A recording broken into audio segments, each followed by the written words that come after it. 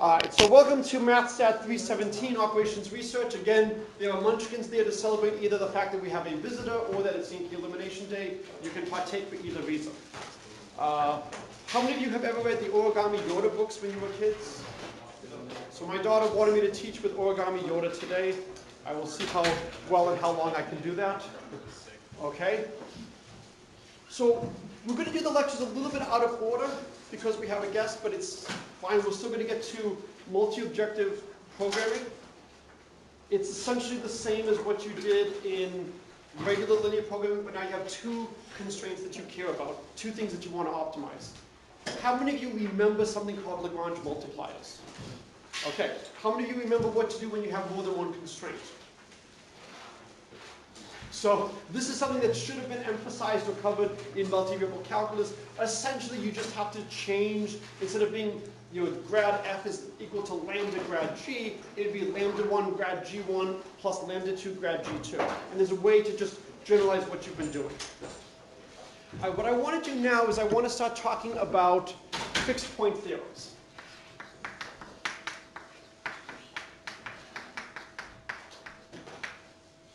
So these are incredibly powerful. And in fact, for those of you who are still looking for a project, a more theoretical one is to talk about Nash equilibrium. So one of the shortest PhD theses of all time, probably one of the best in terms of number of pages divided versus the impact, is John Nash's Princeton thesis, which is on the order of 20 typewritten pages, double-spaced. Okay. And what he essentially does is he uses a fixed point theorem to prove that certain games will have an equilibrium, will have optimal choices of strategy. So for those of you who are looking for something theoretical for a project, that would be a great thing to choose.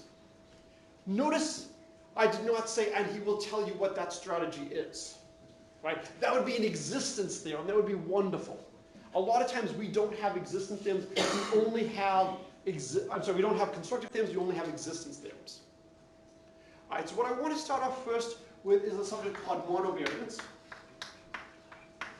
And I know one person in the class now has just lost their voice because they took this with me in problem solving last year. Okay? So a monovariant is a quantity that moves in only one direction. I'll say at most one direction. So an invariant is something that doesn't change. A monovariant is something that only goes in one direction. Okay? If you look at just the original Star Wars movies, now I've got an Origami Yoda, would you say the number of Jedi is a monovariant as you go through the movies? Or do new Jedis emerge?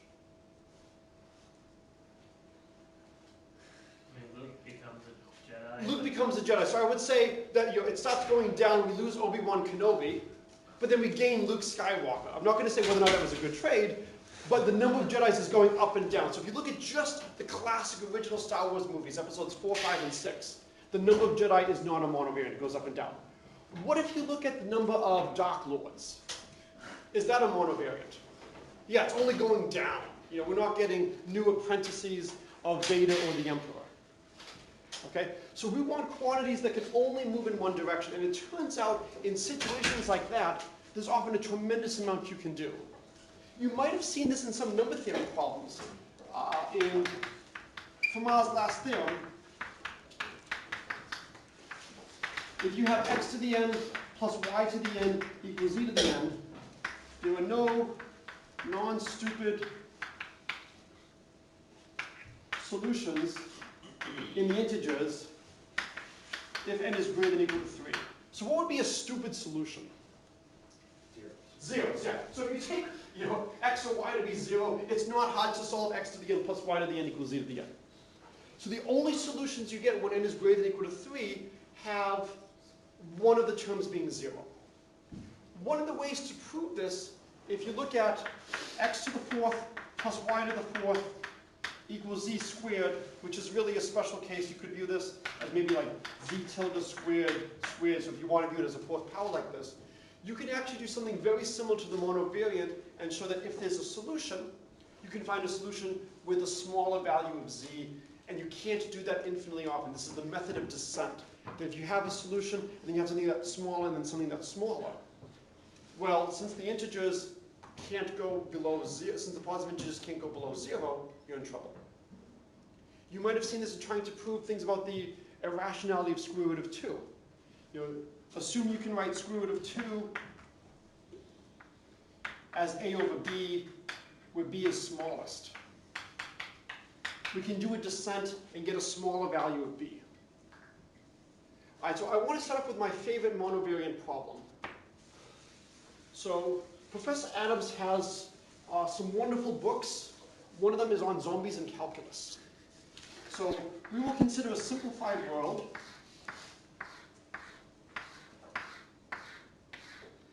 And so the zombie apocalypse is on us.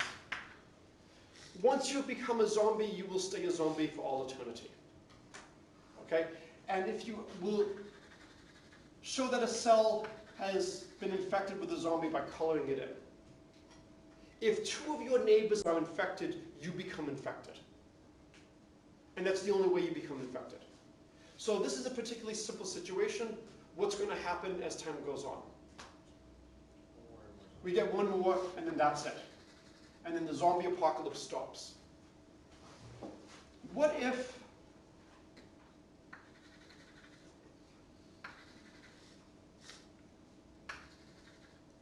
I have it like this now? Well, this square would then be infected, this square would be infected, and this square would be infected. And then on the next level, now that these are infected, then this would be infected, this would be infected, this gets infected up here. And then fortunately, there is a small realm where humanity can survive. Okay? So I need a smart-ass answer now. So I give you an n by n board. Can somebody give me a configuration of the n by n board that will guarantee that eventually everyone is infected? Everyone starts infected. Everyone starts infected. Okay? You always start with a trivial, simple solution. This is similar to, can you give me a feasible schedule for an airline? Don't fly any flights. Can you give me a feasible schedule for a movie theater? Don't show any movies. A lot of times we just need something. Okay, now, your solution, fills the requirement of being a smart-ass solution, but its cost is you need n squared zombies initially, which is a high cost. Can anybody use fewer zombies, but not too many fewer? I think if you fill every corner and then you put one. Okay, you're starting to be too clever. I don't want you to be too clever. Just a little clever. Well, I think across the main Oh, no, you're being too clever. You're being too clever. Yes? Just skip columns. Okay, one thing is skipping columns. The other one is to do checkerboard. Either one works. So if you fill in every other, that would work. And then that gives you a cost of 1/2 n squared. So it's a 50% savings. This is similar to the efforts we did on factorization. Start off with something really trivial and then start refining it. And then people have noticed that you can do much, much better than this. So now, what was the suggestion? Who was the one who was? I think Okay. I just said each corner and then put any one next to one of the corner ones. So fill each corner and then put one. Okay, so 1, 2, 3, 4, 5. 1, 2, 3, 4, 5. So do you want me to infect each corner? And then you can pick the last one as long as it's adjacent to the corner. And then what do you want me to do? Put any one you want as long as it's adjacent to an affected corner. Okay, but if I just put one here, then this gets infected, and then that's it. Yes, going across the one of the main diagonals. So if I go across the main diagonal, because no one would ever dare do the opposite to the main diagonal. So if you start off with the main diagonal, then in the very next stage, so this is time 0 and time 1, you would get everything above and below the main diagonal. And then in time 2, you would get the next diagonal. And then time 3, and so in fact we even know how long it would be until the apocalypse hits everybody. So this is now a linear cost. The question is, can you do better? Is it possible to infect everybody with fewer than n infected squares initially? Or do I need at least n zombies? So let's look at some special cases. Let's start off with the 1x1 board. All right, if I have 0 zombies, there's no way I'm going to infect everybody. So I can't do it on the 1x1 board. All right, what about the 2x2 board? How many places are there really to put the first zombie? One. Up to symmetry, the 4 spots are all the same. So I might as well assume the first zombie is here. And we see on the 1x1 that up to symmetry, there's only 1 spot to put it, and the infection does not get everybody. All right, now let's look at the 3x3 board. How many places are there to put the first zombie up to symmetry? 3. You know, corner, middle, center. Does this remind you of a game we looked at earlier? Yeah, this is tic-tac-toe. And we saw that there are only 12 pairs of first moves. So what you could do is you can go through all of those pairs. Where do you think it's probably advantageous for you to put one of the zombies? Middle. I'm sorry? Middle. Yeah, so let's just do one case with the middle. And then where do you want to put the other one? Corner or middle? Corner. Yeah, because if you put the middle here, it's not going to do anything. So if we do over here, then the infection stabilizes. Now, there's 11 other cases to look at. I will assume we just did them all, and we saw that in none of these do we get everybody. If you want to look at the 4x4 case, harder, but you can still do it. Can you solve this problem as a linear programming problem for fixed board size?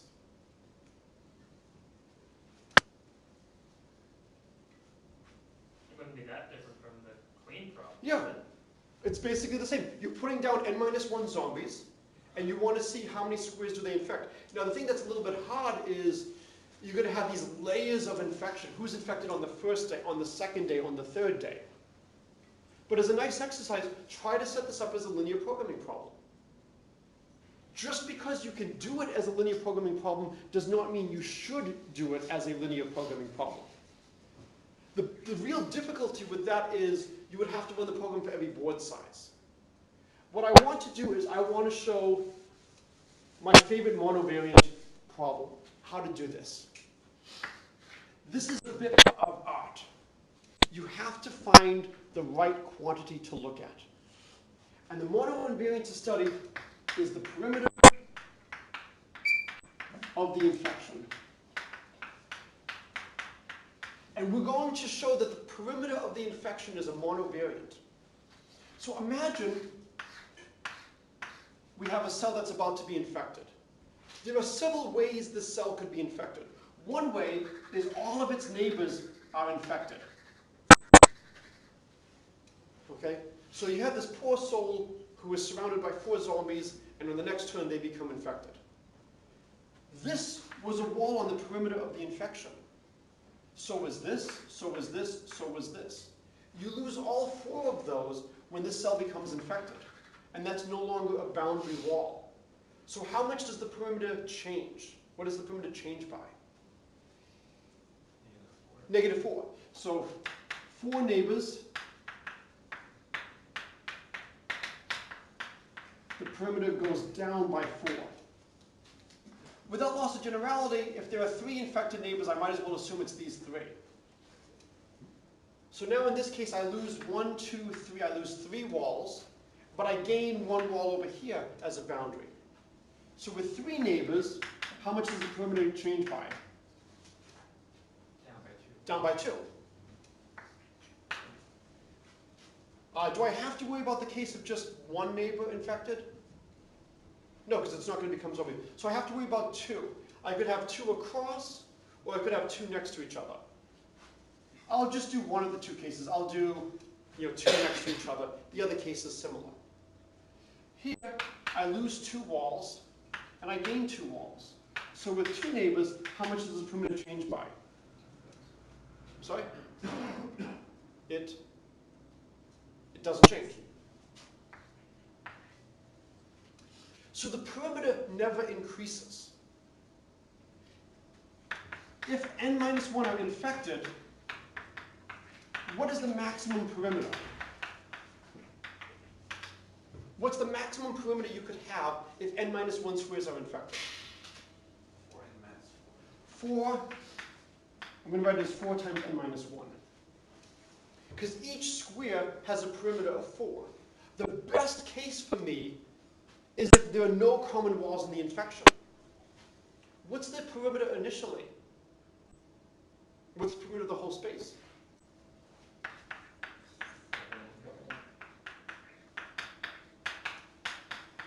So if the perimeter never goes up of the infection, and I start off with a perimeter of 4n minus 4, and the initial space has a perimeter of 4n, what can you conclude? You cannot infect the whole Yeah. Therefore, some spot is safe. And that's where we put the faculty house. What else can you conclude from this? What I love about this is you can conclude a lot more. You initially only conclude that one square is safe. But I claim if you think about this, you can conclude more.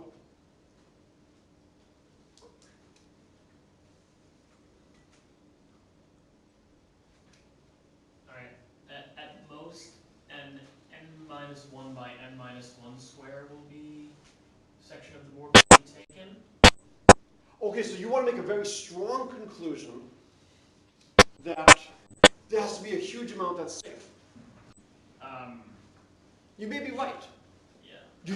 You're just making an extremely strong statement that there's a huge amount that must be safe. Well, no, at most of n minus 1 by n minus 1 will be taken, so that means that I guess that would be like one, I don't know if that, I guess that would just be like an outer column and row. Is that a huge amount? Right, so if you're saying like an n minus 1 by n minus 1, are you basically saying I have like a column and a row somewhere? Yeah, that's my guess. So that would be a very strong statement. If that's the case, then we actually have lots of places. We could protect not just the faculty, we could protect the dining hall, maybe the admissions building. I mean, you don't necessarily have a column and a row, but I think you have a column or a row safe. So maybe we have a column or row. So that's a slightly weaker statement. What's an even weaker statement than that, than a whole column or a whole row? A part of a column or a row. How much of a part of a column or a row? One. Right now we have one cell must be safe. Is it possible that only one cell is safe? No. No, why not? Because of an external will be infected. So if you only have one cell is safe, then it's got to have neighbors that are infected all around it, and then it has to be infected. So you immediately deduce 2 are safe. And then I will leave it as an exercise to figure out how far can you push this. You have to have more than just 2 safe. But we know there has to be at least 2 safe. This is one of the things I love, where you get a small result, and as soon as you have it, you can push it a lot further. That as soon as we know that this exists, we can glean a lot more. We will see ideas like this later. One of the reasons I like this is it talks about how things evolve and where things end up. Okay? Not everything is going to have a monovariant. It's often going to be hard to find what these monovariants are. We will be using them, and you've also seen them already in the proof of Spooner's lemma that Professor Su did when he was a visitor here. We will be examining that later in the semester, just because I want to go in some slightly different directions. I want to create some games involving this. No, I'm not going to do that to the prospective students as I did in your class. We played some rigged games last year when we had visitors. All right. So we will be seeing more on these monovariants later and how things evolve. What I want to do now is I want to talk about fixed points. How many of you have seen a fixed point? Where have you seen fixed points? Professor Su, we had a fixed point inside of like the coffee thing. Good. So when we were doing Spooner's lemma, that there was some point that was unchanged in some sense. It's often called the coffee theorem. So can I borrow your coffee for a moment? Thank you. Can I borrow your credit card? No. So, I could have taken your coffee too. So imagine we have a cup of coffee and we swirl it around, and then it stops. At least one point is not moved if you assume the coffee is continuous and it was stirred continuously. If you didn't have the cap here, I would have turned it upside down and a few other things, but I'm not going to risk that. Another version of this is the map theorem. Yes? Could you explain that again? So if I have a continuous function from a compact set to a compact set, when I move things around, at least one point is unchanged. It returns to where it started. It's extremely important that it's a continuous map. If the map is not continuous, what I can do is I can just keep exchanging pairs of points. But if you have a continuous map, so a continuous map from a closed and bounded, basically compact set to itself has a fixed point. So it exists in X such that f of x equals x. It turns out it's extremely powerful to know that fixed points exist. Yes? What is continuity in terms of you taking his cup and shaking it? Like if you just So tried what to it throw means up is and that, down- that the map, which takes each point in the coffee to another point where it stops moving, is a continuous function. But if you took the lid off and just threw it all on the ground, that would not be continuous. Well, no, I'm not mapping it to itself. I'm not mapping it back to the coffee cup. The other thing is, if you want to look at, say, distance over time. So here's time, here's distance. And so maybe my distance is like this. So this might be a plot of a character in an episode of Star Trek. You know, they start walking to the transporter room, they get beamed down to the planet. Okay? And if they're wearing a red shirt, what happens to them? They die. They die. Right? Ensign expendable. Is this a continuous function? No, if you have something that can transport it, you can instantaneously move from one place to another. And you do not expect certain theorems to hold. So if you remember from calculus, the intermediate value theorem, if you have two values, say the function is 7 here and it's 12 here, then there's got to be a point such that every intermediate value is hit. There's got to be some time when it's 11, there's got to be some time when it's 10.3. If the function is discontinuous, that no longer needs to be the case. So it's extremely important that we have a continuous function, and it's extremely important that it's from a closed and bounded set that's a compact set. So this is another motivation for why you should take classes like real analysis. Real analysis will go into a lot of stuff like this, and it will give you the language to discuss this rigorously. Real analysis is not a prereq for this class, but this is a chance to talk to you about what you might want to take in the future, or if you're fortunate enough to have already taken real analysis, you go, so that's why we gave a damn. Okay, to see why we care about all these theorems, what they can be used for. And we're going to use these theorems to prove, these results to prove some remarkable theorems. Now, most of you have not taken a real analysis class. It is not a prerequisite for the course this year. So we are not going to prove the most general versions of these fixed point theorems. We will focus on specific examples where it is easy to prove what's going on and still powerful enough to have good applications. Okay, so let's try to build some intuition. Let's consider a continuous f from 0, 1 to 0, 1. So here, I claim that any continuous function from 0, 1 to 0, 1 has to have a fixed point. And this is the only case where I can just prove it by drawing it on the board. If the value of my function is 0 at 0, am I done? Yes, it's not that hard to find a fixed point. If f of 0 is 0. So assume, without loss of generality, we can assume f of 0 is greater than 0. What about f of 1? If f of 1 is 1, do we have a fixed point? So without loss of generality, we can assume f of 1 is less than 0. And now, Less than 1. less than 1. Thank you.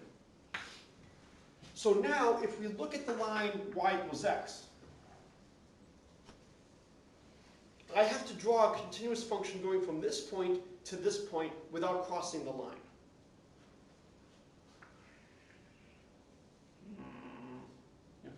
can't do it. This is not the preferred way of proving things in a math class. We could look instead at g of x is f of x minus x. Note g of 0 is greater than 0, and g of 1 is less than 0. Then use the intermediate value theorem. So that's the more rigorous way to do it. Because we go from positive to negative, there has to be some moment in time when we're 0. So this is the proof of the one-dimensional fixed point theorem. Unfortunately, it gets more involved if you start having a map from a square to a square, but a line segment to a line segment. How many of you have done linear regression in some stats class or math class? Okay. Are most functions in the world linear? No. So if we could only apply linear regression to linear functions, which the name seems to suggest, we're in trouble.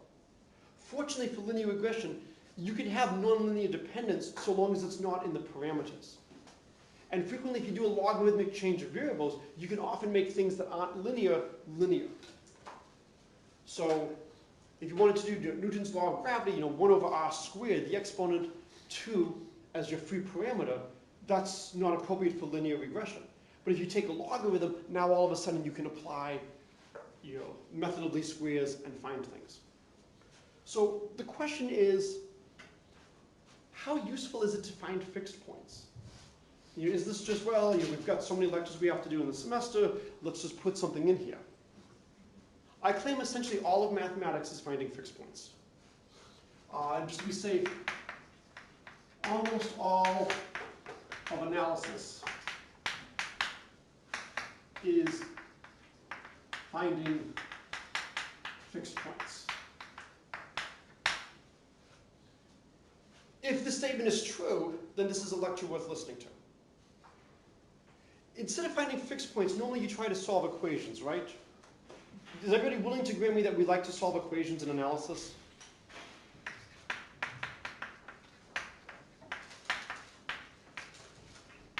Right?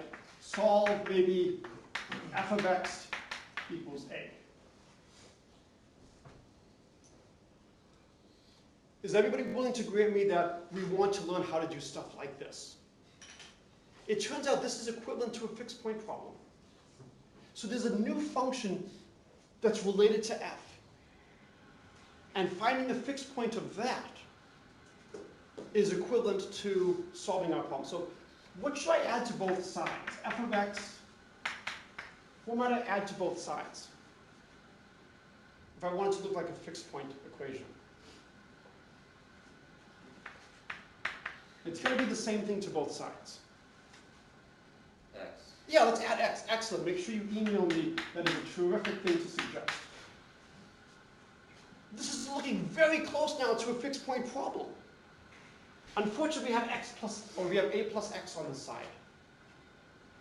What should we do? Subtract it. Yes, move it you must. Fine. F of x plus x minus a equals x. Can somebody suggest a function g related to f and a?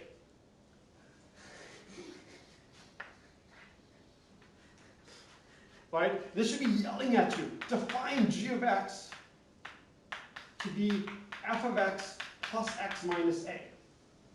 And now finding a fixed point of g is the same as solving your initial problem. So you really can convert a tremendous amount of mathematics to finding fixed points. So if we have a method that finds fixed points, we can use this to solve a variety of things. I'm expecting almost no hands will go up. How many of you have taken a differential equations class? Oh, more than I was expecting. Did you do Picard's method of successive iterations to solve differential equations? Did you prove that you can prove that certain differential equations have solutions? Okay. One of the great applications of fixed points is proving that certain differential equations have to have a solution. Some people like to argue a differential equation has a solution for the following regards. Well, the planets move around the sun, therefore the differential equation modeling the planets must have a solution because there's one in space. What's wrong with this argument?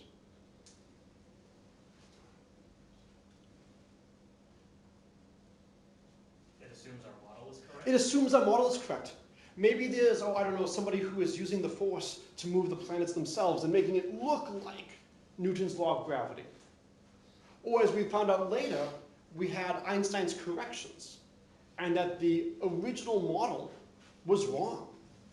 And so unfortunately, we do not know that our model is correctly describing reality, so we can't just appeal to, well, there's a solution in the real world. We'd like to be able to do that.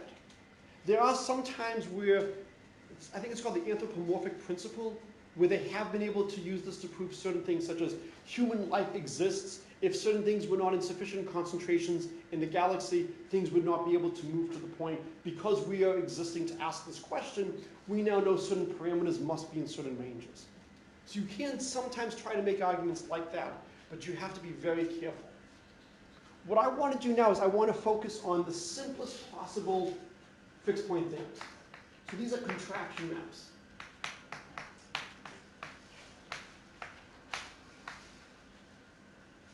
And again, contraction maps are a very special case of fixed point theorems, but they have a wonderful property.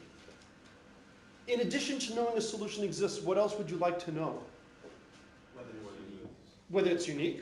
What else would you like to know? What it is. Right? Wouldn't it be nice to find it? You know, Darth Vader could have saved himself so much trouble if he knew just who were the ones with the Force to hunt them down. And if somebody can adequately explain why he wasn't able to recognize that Leia was his daughter in Star Wars 4, we now have to rewrite all this stuff. So contraction maps will actually give us a method to find the fixed point. And not only will it give us a method, it will give us a very simple method. Basically, start anywhere and iterate. I think we've seen this in one place in this class, where we found something where if we keep iterating it, we get to a solution. Newton's method. So if you want to try to approximate the square root or the cube root of a number, in many situations, just make any guess and then iterate and you will find the solution. Now, if you start having complex roots, then there are troubles, there's fractal shapes that emerge, and the subject becomes more complicated as to what could it converge to. So in an ideal world, there's only one point that things converge to, and that's the point that you want. So contraction maps is the following. So we'll have a continuous f from some set S to S, such that for all, and we want there to exist some c in 0, 1. So that means c is greater than 0 and c is less than 1, such that for all x, y, f of x minus f of y is less than c times x minus y. And this should hopefully explain why we call these a contraction map. We start off with 2 points, say x and y, with some distance. We apply our function f, and maybe f of x is over here, and maybe f of y is over here. And what this is saying is that if you start off with 2 points, if we start off with 2 points, when we apply f, they end up closer. And then what should you do? I'm sorry?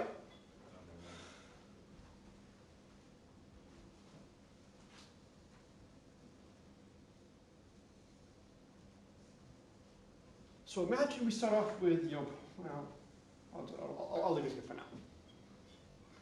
So it turns out this is extremely valuable, that when you apply the function, you know the points get closer and closer. If we applied the function again, and we looked at maybe f of x and f of y, those would have to be even closer. It's extremely important that this c is independent of x and y. It can depend on the function f, that's fine.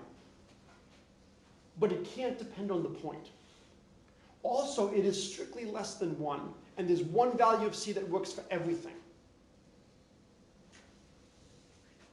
Anybody have any idea what kind of series might emerge as we go through this? Geometric series. So a geometric series is going to emerge. We'll have c, c squared, c cubed, c to the 4th, and that sum's going to converge. If c depended on the point, then we would have trouble. Okay. So there are a couple of things we want to prove about contraction maps. So the first comment I heard was that it has a unique fixed point. So let's prove a contraction map has at most one fixed point. That's not as good as proving that it has a unique fixed point, but it's showing that if there is a fixed point, there can't be another. Proof. Assume not. So as soon as we assume that there is not a unique fixed point, what must be true? There exist at least two distinct points. Let's call it x1 and x2. And what should we do now? Apply the function. So if we apply f, we get f of x1 and f of x2. And they have to be closer than they were before. But what do we know about f of x1? It's just x1. Whoops, that's this point here. And what do we know about f of x2? It's just x2. Whoops, that's the point there. So you get, if you want to write it mathematically, f of x1 minus f of x2 is less than c times x1 minus x2. But this is actually just x1 minus x2. So you get x1 minus x2 is strictly less than x1 minus x2. Impossible.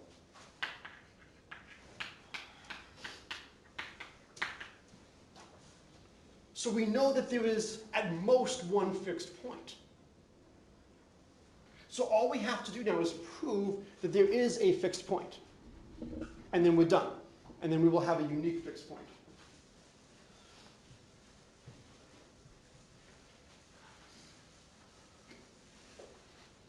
And then if there is time, I will give you a fixed point problem. If you solve this, you will not only get an A+ for this course, I will get you admitted to whatever graduate school you want.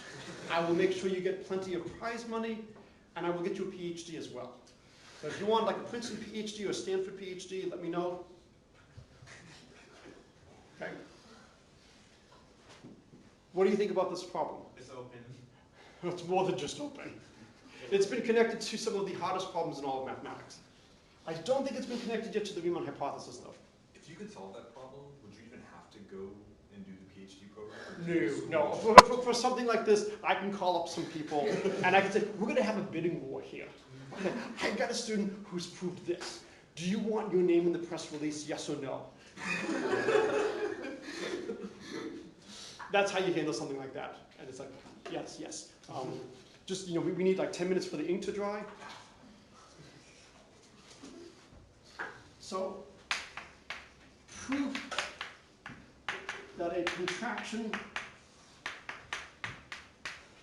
map has a fixed point. And then, hence unique, like what we've just shown. This is one of my favorite proofs in mathematics. It's a constructive proof, so it will give you a way to find the fixed point. Choose any x naught in S and iterate. So we start off with x naught. We iterate to x1, which is f of x naught. And then we iterate to x2, which is f of x1, which is f of x0, and so on.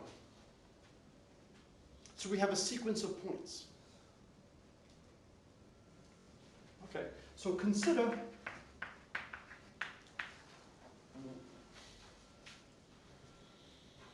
I'm going to be a little bit careful now because you have not done real analysis.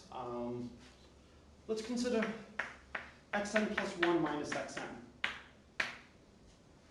And let's see how far apart that is. Well, this is the same as f of xn minus f of xn minus 1. Right? And that is less than or equal to c times xn minus xn minus 1. And now how should I view xn minus 1? Sorry? It's like, now it would be like c squared x minus. So what comes next? Let's do it slowly. What is xn? F of xn minus 1 minus f of xn minus 2. So this will be less than equal to c squared xn minus 1 minus xn minus 2. And you can keep going all the way down, and it'll be less than equal to, so it's c squared n minus 1, so 2 times n minus 1 is going to be, I'm sorry, 2 plus n minus 1 is n plus 1, 1 times n is n plus 1, so it'll go all the way down to cn x1 minus x0. And so what you can see is that the distance between the points is getting smaller and smaller and smaller. And so in the limit, it is going to converge to something. This is where you need a little bit of real analysis. So I'm going to stop the proof here and hope that this is enough to convince you that it really does converge to something, that you can see the incremental amount that you're adding. Another thing you can look at,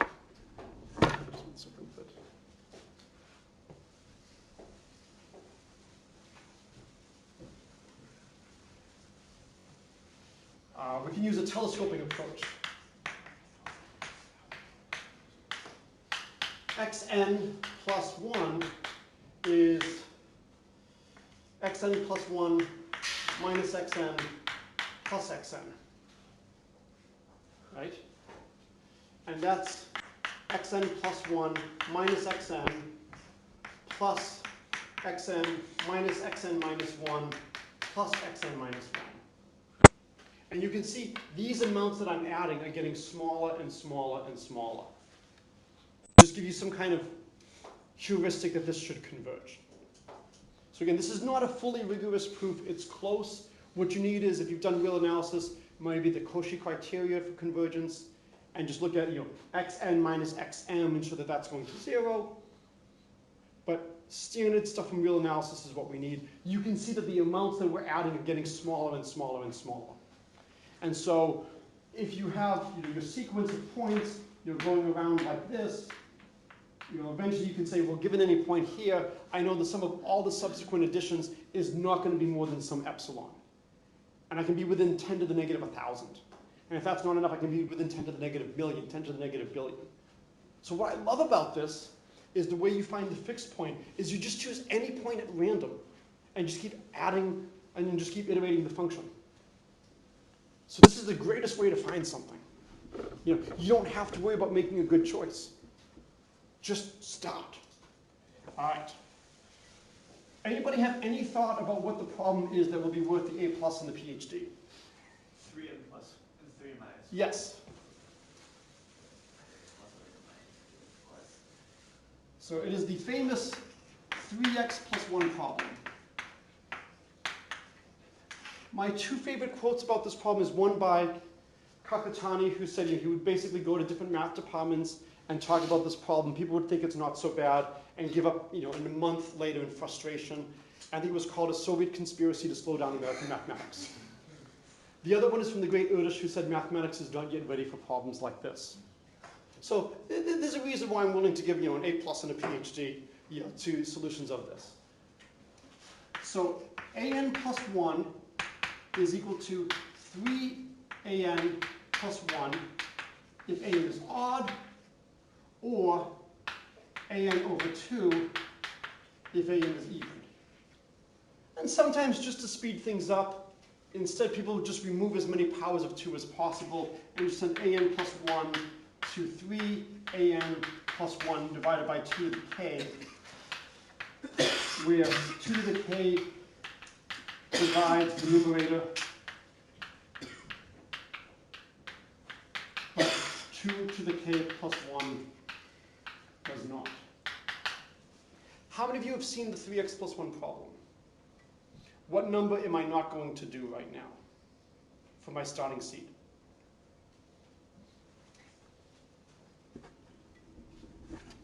One homework problem exemption if you can give me the number. Is it 0? 27? It is 27. So 27 takes an incredibly long time to have the interesting behavior emerge. So somebody give me a reasonable number. 7. 7. 7 is a very good reasonable number. So 7 is odd, goes to 22. Dividing by 2 goes to 11. So is it okay to just write it like this? 11 is odd, goes to 33, plus 1 is 34. Divided by 2 is 17. 17 is odd, multiplied by 3 is 51, plus 1 is 52. 26, 13. 13 is odd, multiplied gets to 40. 40 goes down to 40, 20, 10, 5. 5 is odd. 5 goes to 16. 8, 4, 2, 1. So 5 goes to 1. And then 1 goes to 4, 2, 1, 0. And 1 will just stay at 1. So 1 is a fixed point for the sequence. Somebody, I'm sorry? Just 1. So somebody give me another number other than 7. 8. If you were really kind, what would you have given me? 27. Nope. No. No. 14. No. 0. No. 1. No. 2. No. 11, sir. Hey, thank you, yes! Why 11? Because we already know how. Because we already know how 11 works, right? If you're going to be nice to me, you would give me 11 or 17 or 13 or 5. We're running multiple. We already know that. 2. Right. Now, 8, of course, is a really nice number to give as well, because 8 is a power of 2. So if you have 8, 8 immediately goes to 1 and then iterates. So somebody give me another number. 3. 3. So 3 is odd, so 3 goes to 10. Right? But 10 immediately goes down to 5. So actually, 3 goes like this. So somebody give me another number. 9. 9 goes to 27, plus 1 is 28. So 9 goes to 14, to 7. So 9 goes to 7, 21, 22 goes to 11. Oh, wait. Actually, there's a better way of doing it. If you give me 9, thank you. 9 just goes like this. So what do you think the conjecture is? For any number, you can get to 1. Yes. All numbers iterate to 1. Completely open, related to a variety of very difficult problems. We can model this probabilistically. And you can say, yes? If we believe the fixed point theorem, why would we believe otherwise and spend months and years trying to prove it? We don't know that there's a unique fixed point for this system. We don't have a continuous function mapping a closed compact set to itself. We have a function defined on all the integers. It is possible for the function as we iterate to get larger. So for instance, we started at 7 and then went up to 11, then 17, then down to 13. So the size of the iterates is not a monovariant, it's not going down. And in fact, you can choose things so that it gets as large as you want before it then starts coming crashing down. So the conjecture is that no matter what you start with, it will iterate to 1.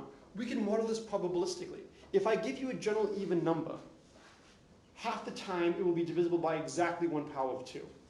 A quarter of the time exactly 2 powers of 2. An eighth of the time exactly 3 powers of 2. And if you do some kind of random model like this, it turns out that it describes beautifully the behavior. And you can ask, how many iterations does it take before you collapse down to 1? These random models do a phenomenal job. So even though this is a completely deterministic system, you can still model it very well. And you can make wonderful predictions. But in terms of proving what happens for all values, completely beyond us. All right, so this is a good place to end for talking about fixed point theorems. I've emailed you about the math talk today. The guest is now going to be on Wednesday. Applications for TAs are due in the near future. All right.